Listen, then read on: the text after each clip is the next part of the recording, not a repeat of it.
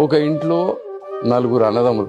ఆ నలుగురు అన్నదమ్ములు ఎవరు ముందు వచ్చి అన్నం తింటారో ఎవరు తర్వాత వస్తారో తెలియదు అన్న. సో ఇంత అన్నం వడ్డీ ఇంత చారు ఏదో అక్కడ టేబుల్ మీద పెడితే ప్రతి ఒక్కడు వెనకాల ఒకడు వచ్చి తింటాడు అనుకొని తక్కువ తింటాడు అన్న.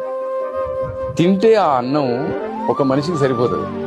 వీళ్ళు నలుగురు తిన్న తర్వాత వెనకాల ఇంకోటి ఎవరున్నా ఉన్నాడేమోనని మిగిల్చిన అన్నంలో నుంచి పొద్దున పని మనిషికి ఇస్తారు.